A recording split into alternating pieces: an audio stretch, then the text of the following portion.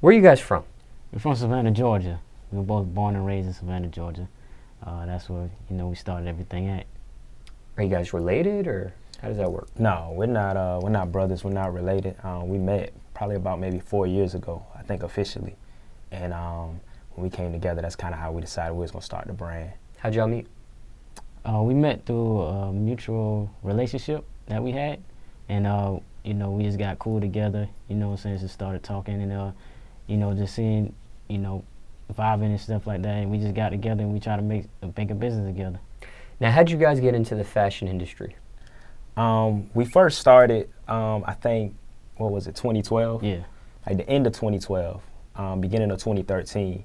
Initially, like when we first met each other, we didn't like each other because we come from Savannah, Georgia. It's a smaller city, and I would always hear things about him. He would always hear things about me, like, oh, he can dress real nice. So, he's pretty fly. I thought I was the flyest, one of the flyest, kids in the city. So to hear something like that, I guess it was on some hate, and I was like, nah, he ain't fly, can't be.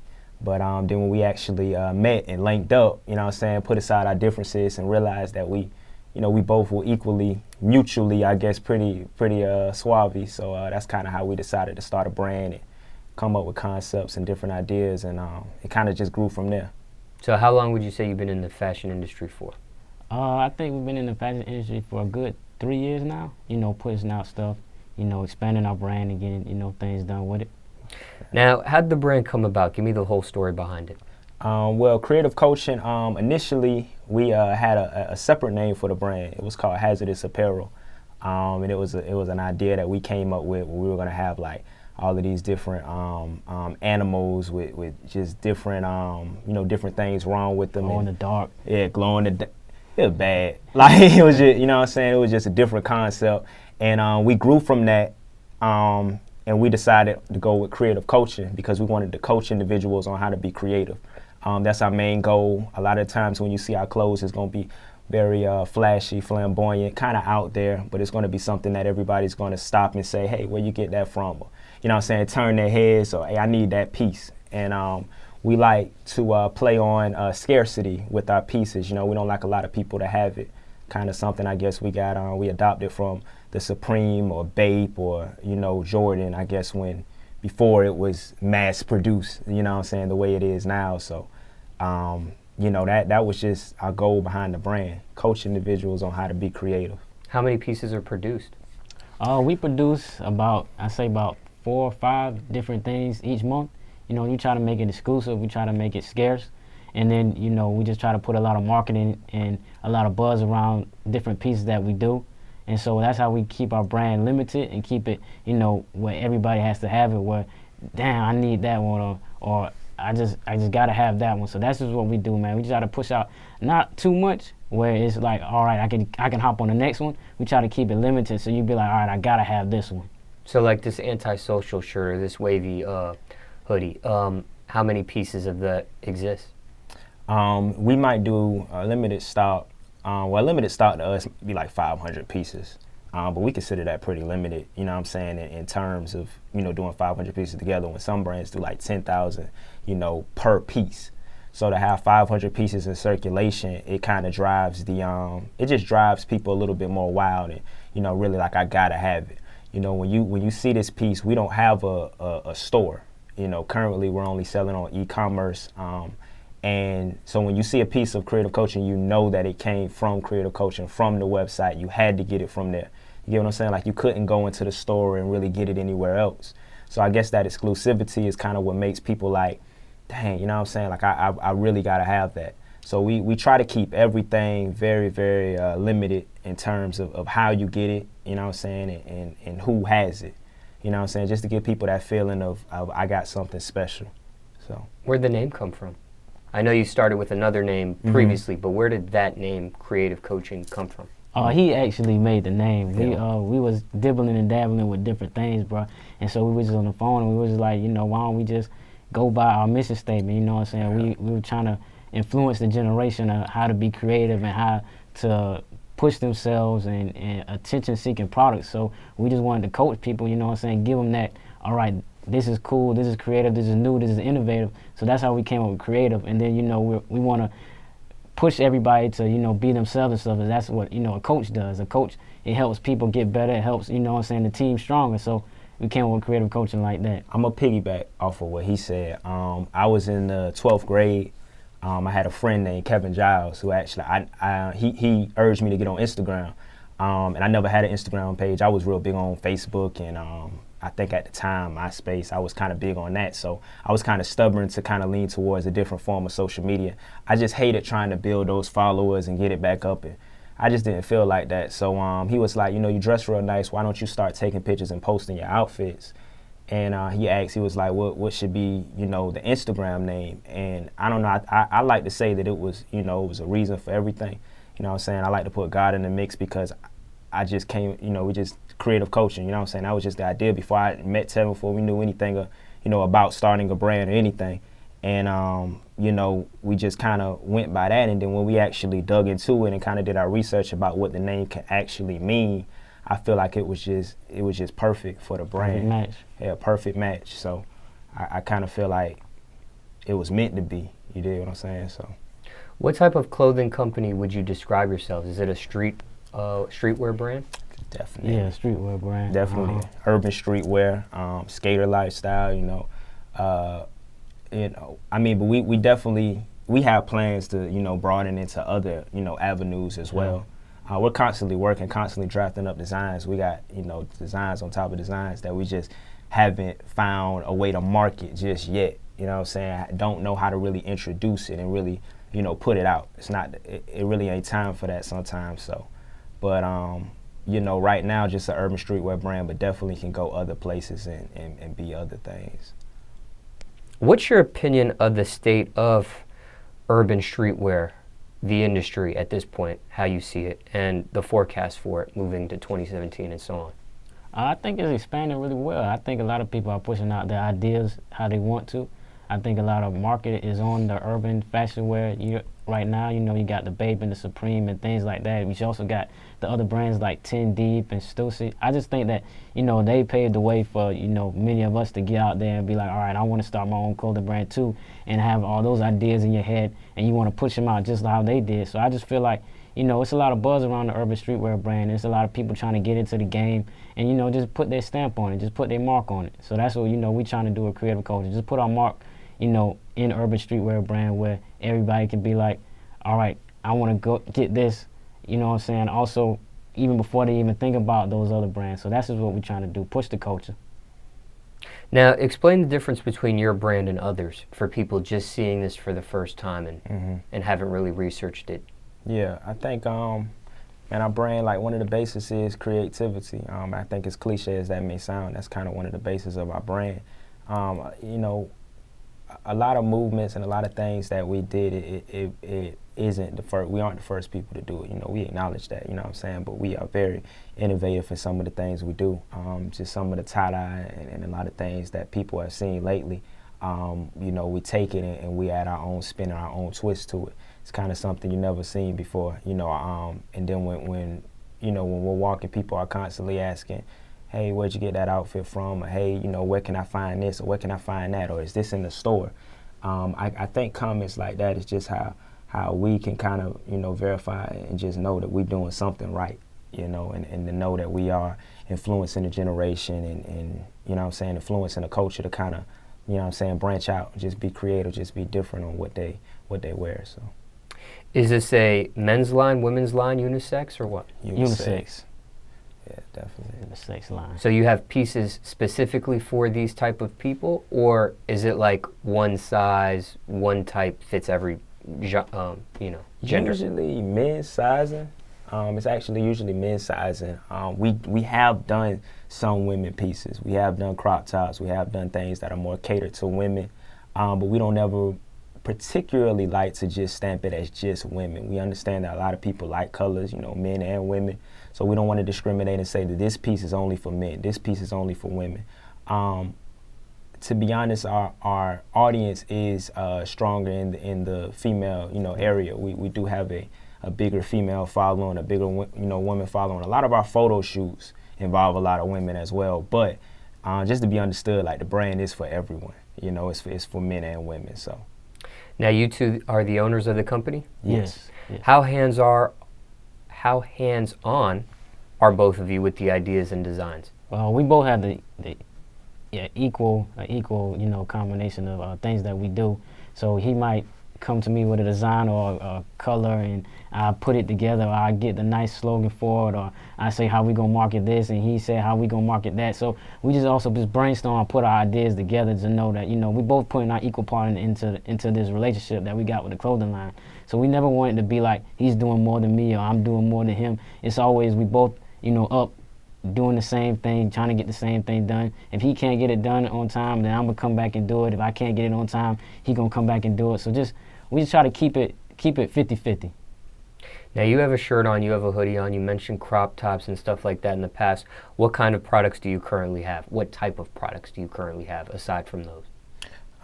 We have mainly right now just and hats. I see the hat. Yeah, hoodies, shirts, hats. And we eventually want to branch out and just get into more accessories, backpacks,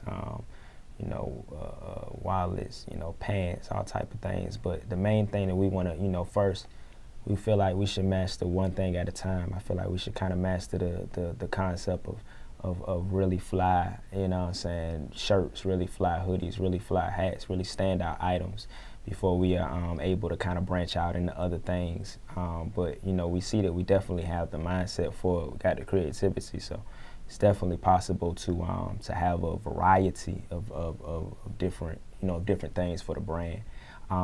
One of the things a lot of people ask us for all the time is children's clothing. A lot of people say that they want to get the hoodie and they also want to get it for their son, or they want to get it for their daughter or a toddler, which I think is a great idea. It's just we haven't dug into it particularly yet because we don't know that market very well. You know what I'm saying?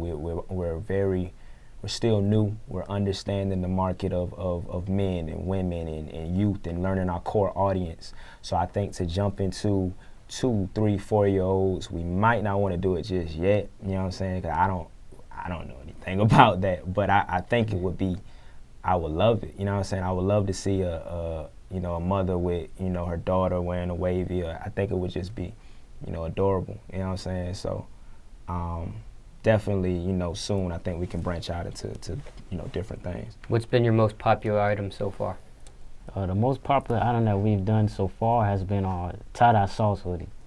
That that pushed us very well. That pushed us to a different level of where we can market a little bit better, where we a lot more people understood the brand and see how creativity can be put into anything. Because tie-dye was already established before, but we tried to switch the game up, try to make it new, innovative, and try to make everybody be like it's kind of crazy that a lot of people that didn't wear all those colors want this stuff now, and it's just that.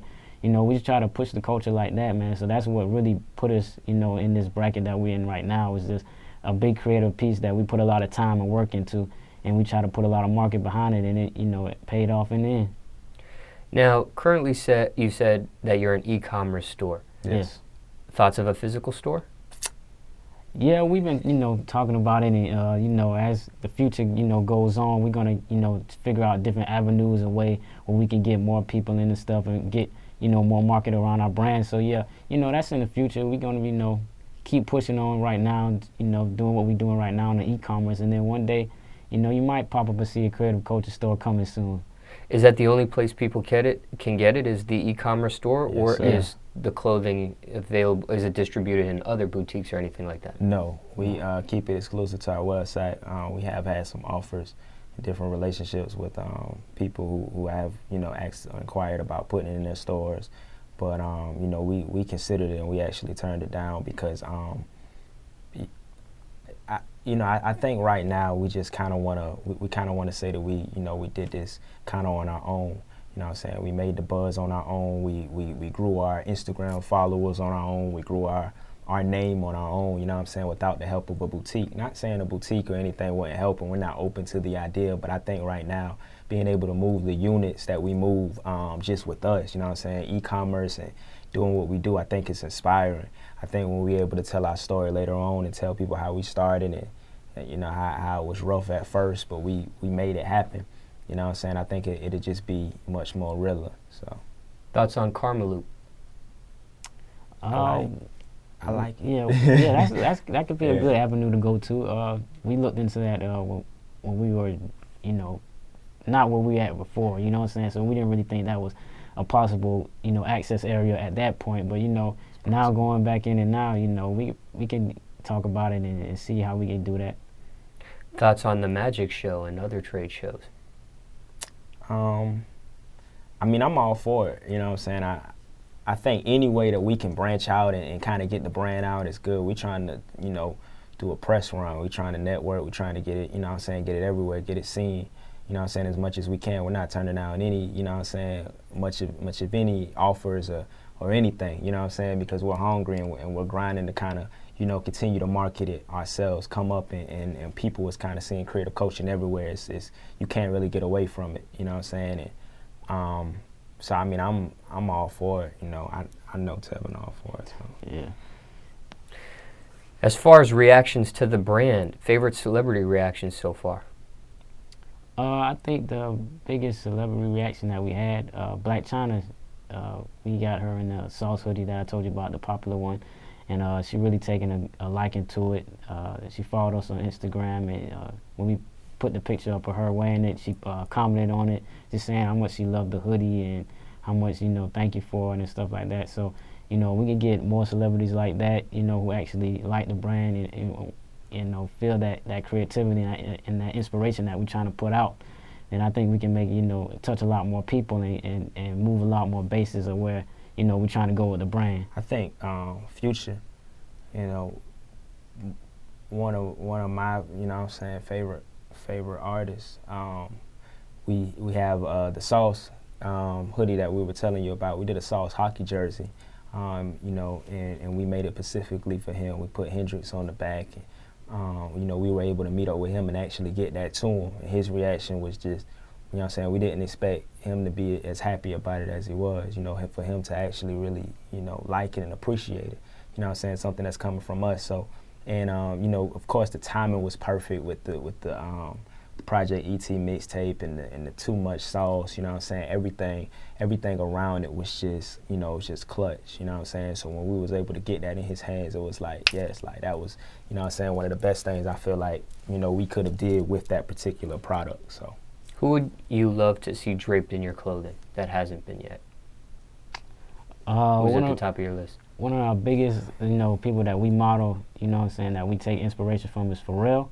I think when, you know, if I see Pharrell in one of the pieces, man, that'd just be like, you know, we actually did what we had to do. You get what I'm saying? Like, we actually made it where we got it to the person that pushed us to make the brand. How he had, you know, the Billionaire Boys Club, and how, you know, the co-owner of Bape and stuff like that. So it's just like how you push all those out and how everybody, you know, wants and just gotta have those products like that, man. It's just crazy to see him in one of our products. Definitely, I agree.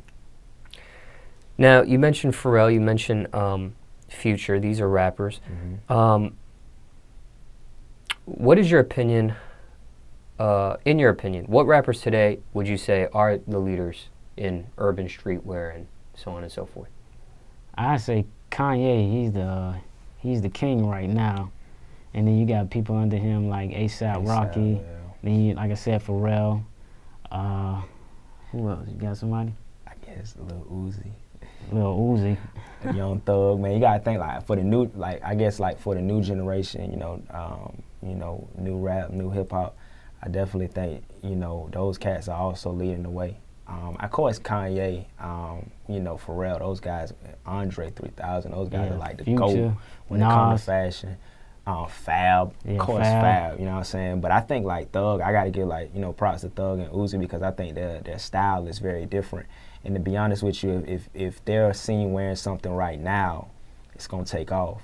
You know what I'm saying? Because they have that eccentric, just different kind of swag about themselves. So anything they kind of put on and the way they do it, people gonna automatically, you know what I'm saying, get on it. And I need that type. So I think that they're doing pretty good too.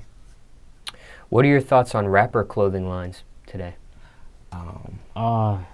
Let's see, the rapper clothing lines, I don't really think that, you know, they get it pushed that much because people are so, you know, focused on their music and focus on, you know, what they have going on in the music industry. I don't really think that they get marketed that well. Just every clothing line that I've seen by a rapper so far, except for like, you know, Kanye West, every other one has just been like, you know, kind of just pushed on the back burner. When a new CD is coming out, a new album is coming out, that's just pushed to the side. Promo. So yeah, the promo is not really on it like that, man. So I mean, it's good to have one, but it's just like, you know, what are you going to do with it at the end of the day? Are you going to be a clothing? Are you going to do music?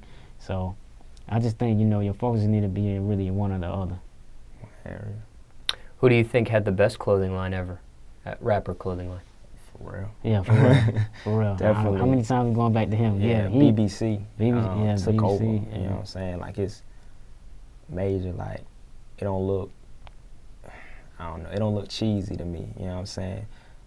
Sometimes I see things and I be like, I don't know, man. It just looks like, you know, promotion type shirts. Or, you know what I'm saying? It's not very innovative. It's not very unique. Not very different. But Pharrell just came into the game. He just took it over from, you know, from the astronaut, you know, logo to the ice cream logo. Everything. I feel like, my opinion, our opinions. You know what I'm saying? But I feel like everything he ever did as far as fashion and as being a rapper, a musician, went gold. Everything. Like, it's just hard. Like, he's just always been hard to me. So. Definitely. Worst rapper clothing line. Oh, Lord. Who did it the worst? The worst rapper clothing line I've seen.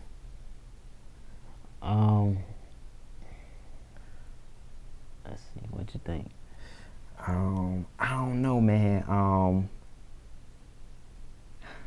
I don't know. I don't want to blackball myself, man. I'm not even gonna get into that, man. Okay. I like them all, man. Okay, you like them. They right. cool, man.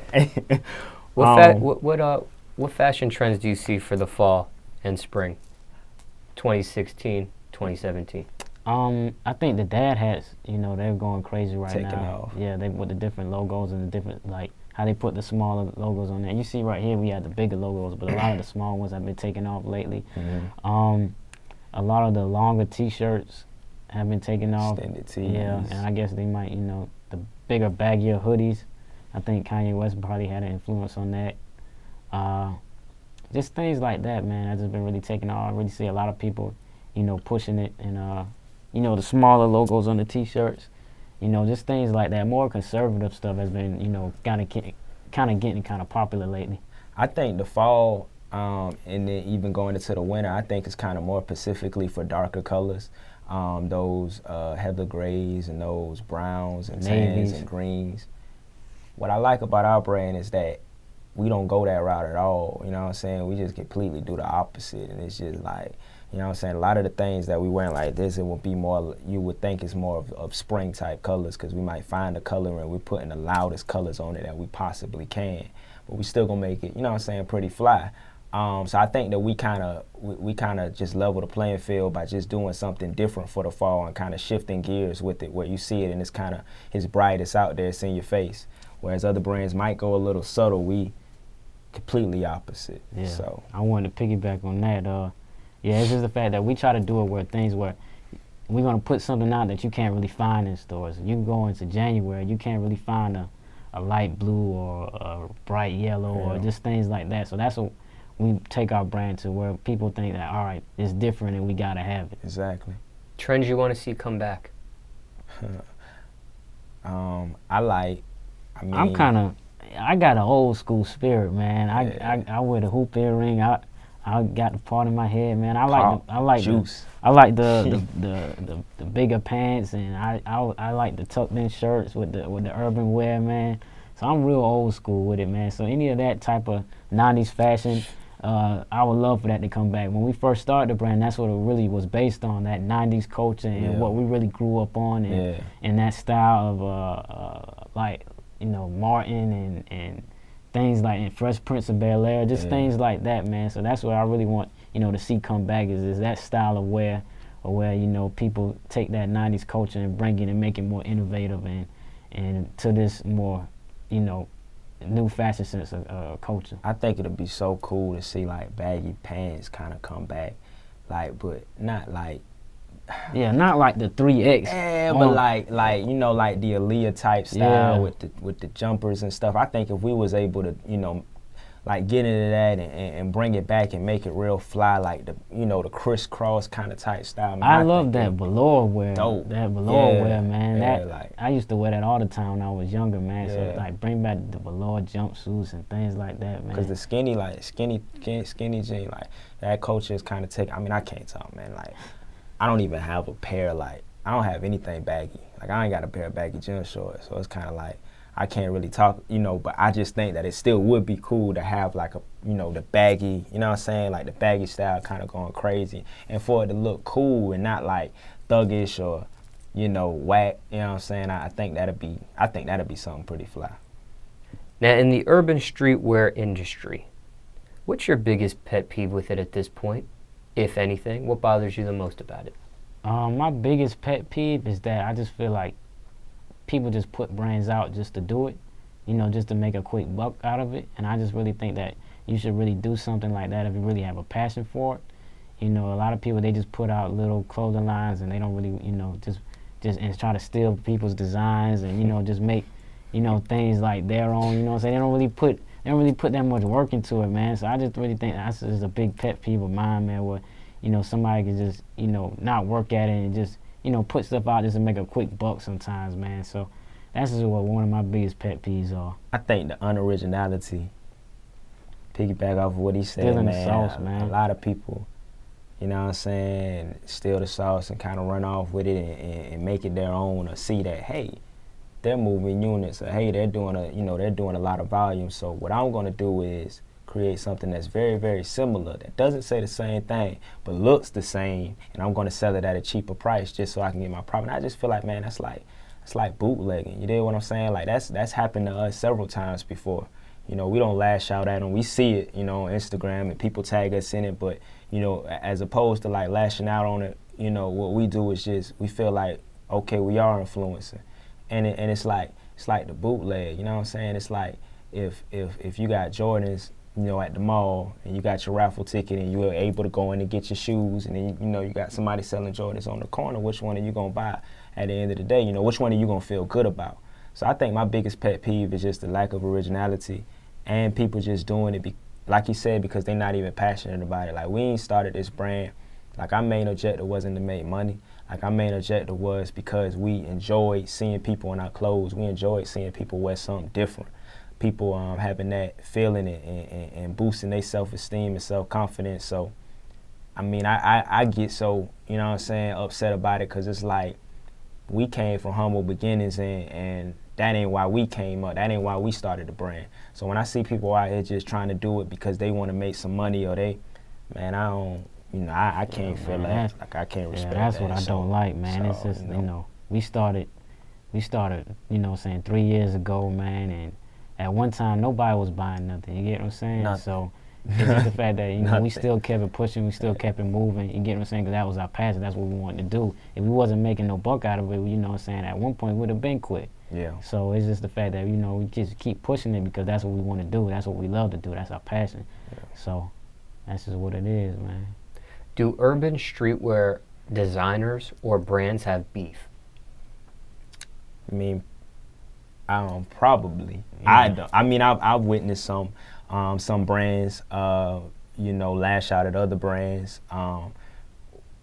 We ain't got no beef. Yeah, ain't no beef. Ain't no pressure here. Like, I don't care. You know what I'm saying? Like, whatever. Like, you know, I just feel like, you know, sometimes when people, you know what I'm saying, lash out or get, you know, upset about something or feel some type of way and talk down on us as a brand, end of the day, man, we a brand and we got one objective, and that is to continue pushing our brand and to continue elevating. So I'm not gonna step down and, you know what I'm saying, address anybody like we ain't rappers. like we make clothes, man. Like, I don't be, you know what I'm saying, people be getting all in their feelings and, you know, man, look, I don't care about none of that. So I don't, you know what I'm saying, I don't have any beef with anybody because our objective ain't to, you know, we ain't thugging like we making clothes. So I guess it's just like a different. Why do they beef? Why do they lash out at each other? What's it over? The sauce, man. Like, or they just see, you know what I'm saying, that you making it, like some doing it. some item is pushing more than other items, or our brand is pushing more than their brand, man. So that's one beef that we had, where one situation, but and we don't really, like I said, we stay in our own lane, man. You know what I'm saying? It's not no race, cuz we're not trying to get over nobody, man. We're just looking at the main objective, man. You get what I'm saying? Winners look at the finish line, losers look at the winners. So yeah, you get what I'm saying? The reason we winning, man, like people don't understand, cause two things, man. We keep God first for one, of course, and then the second thing, man, we ain't competing. So people are always like, dang, they winning, they doing this, they doing that. They just got seen with this. They on such and such, but we ain't competing. You know what I'm saying? It ain't no competition for us. We doing this because this is what we love to do. We passionate about it. God willing, because we walking in our purpose. We making moves. It's happening. You know what I'm saying? Like you starting to see it. You starting to see the grind. You starting to see why we, you know what I'm saying, why we are the way we are right now. But man, it ain't like we ain't competing. We not, our objective ain't not, to put something out to say, oh, we gonna do this better than, you know what I'm saying, this brand or that brand, man. I don't pay attention.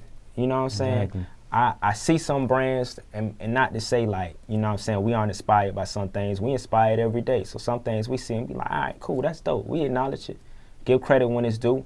But at the end of the day, man, like we ain't competing with nobody else. We just doing what we do, Risk versus reward. What's the biggest risk you took for your clothing brand so far?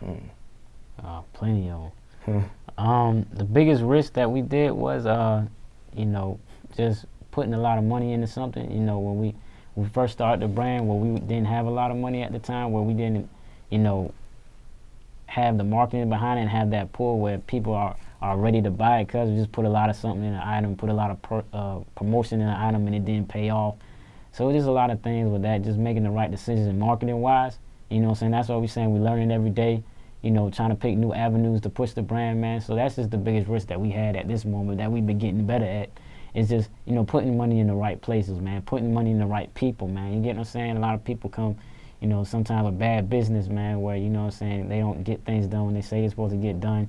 It's just things like that, man. So that's what you just got to focus on in your brand, because who is there for you in the brand? Who not going to, push it to the back burner for anything else, man. So that's just been one of the risks that we've been doing right now, just focusing on the right people and the right way to move the brand. One day, I'm going to just, tag along. Like one day, my mom said, like my mama told me, she was like, if you're not making any money from it, or if this ain't benefiting you, you're going to have to stop.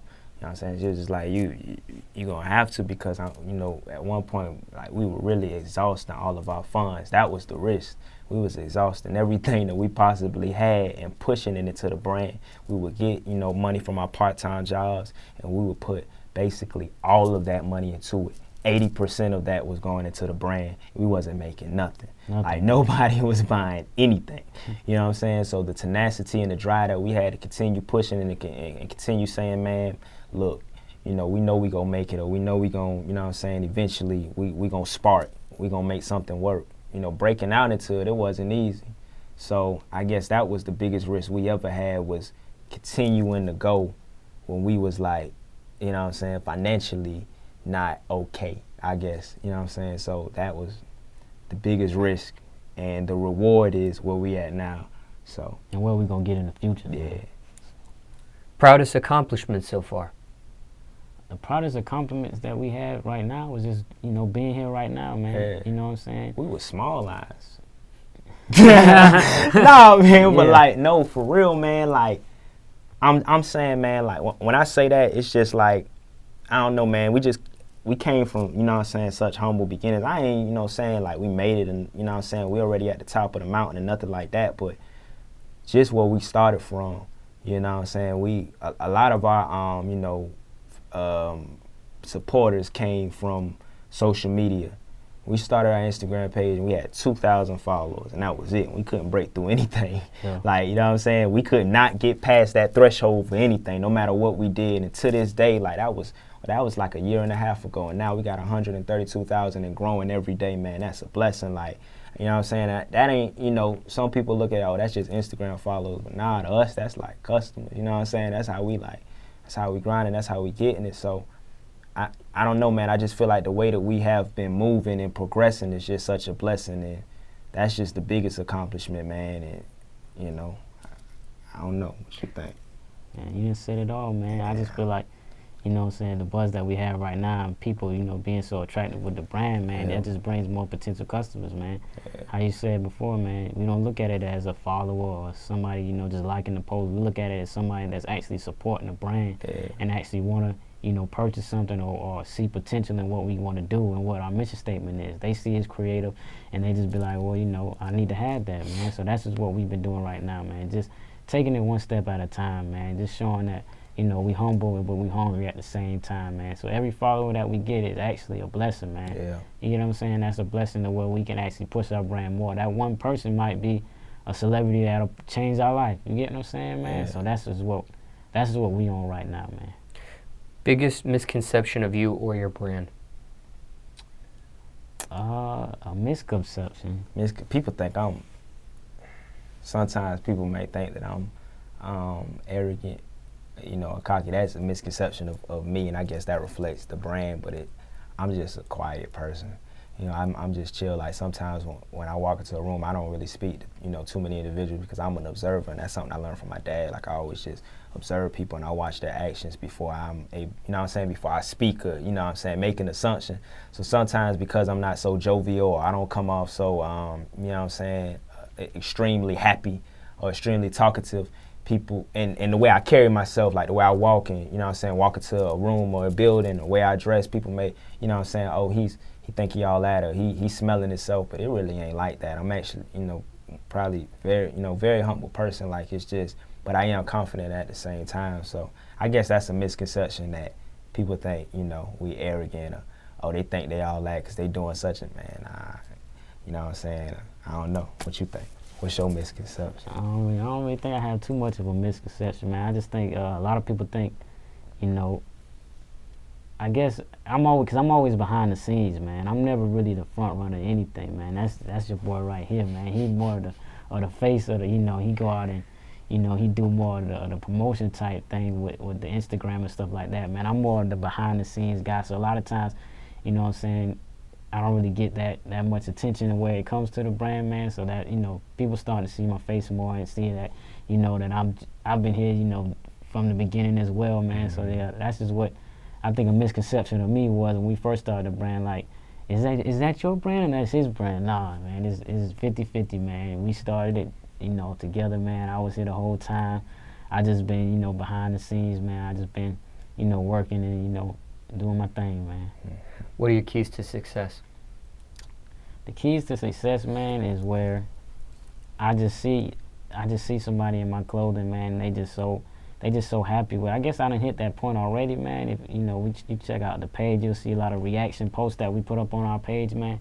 So the keys to success is that we just have everybody do that, man. The more people that we can, man, the more, you know what I'm saying, I feel inspired to keep pushing, to keep, you know what I'm saying, to keep going, stay motivated, man. So, and just, you know, pushing it to every avenue, man. Just I want to get it to where I can't get it nowhere else, man. You get what I'm saying? I want to push it to where I'll be like, all right, man, what can I do now to push this brand to another level, man? When I start thinking hard and be like, I don't know anything else, man. Mm-hmm. That's when I know that, all right, man, I think we done did our job, man. Yeah, I say keep God first, you know, always stay grounded, always stay humble, no matter, you know, what the situation may be and no matter how well you're doing, just always stay humble because just as quickly as it came, it could be taken away. And then I think third, like, I think I got like 3 keys. Like my personal third key would just be marketing. Like he said, we always just sit in the room, man, we would bang our head for like hours, like how can we make this happen? You know what I'm saying? Or how can we make people like, whoa, or like, wow, you know what I'm saying? Like, what can we do that's gonna shock our customers or gonna be like, dang, like, how did they do that?